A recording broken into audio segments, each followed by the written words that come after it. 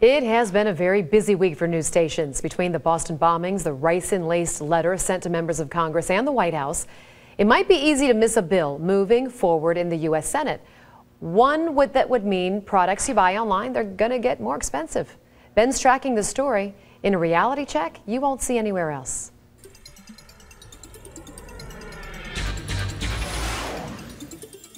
It is called the Marketplace Fairness Act, though whether this bill is about fairness is up for debate.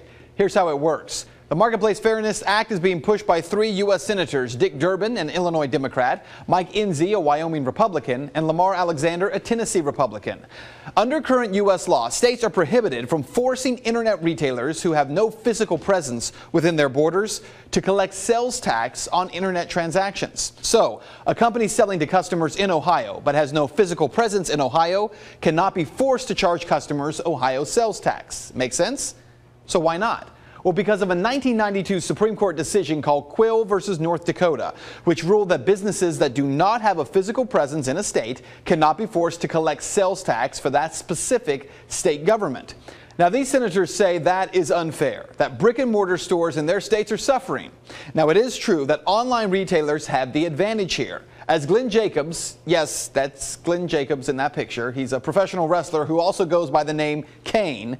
He wrote a fascinating article about this, pointing out that in some cases, brick and mortar stores do charge up to 10% more than online stores selling the same products because of state sales taxes. But Jacobs also points out that Tennessee Governor Bill Haslam claims that the state of Tennessee, for instance, they're losing between $300 and $500 million a year on untaxed internet sales. Is that true?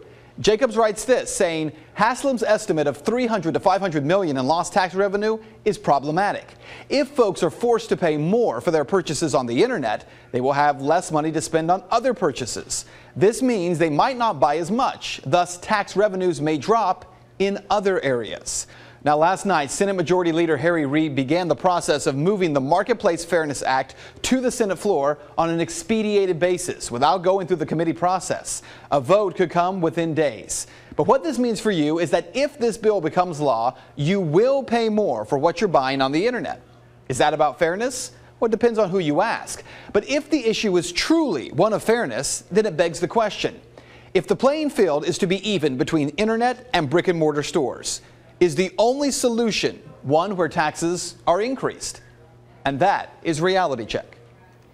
You can find the sources for the story posted on our website, fox19.com. And if you'd like to make your voice heard, you can always head over to Ben's Facebook page with everyone else. Just search Mr. Ben Swann. And in the sources part of that story, by the way, we have put the full article by Glenn Jacobs, otherwise known as Kane. You can read it for yourself. It's a pretty good read. Good stuff.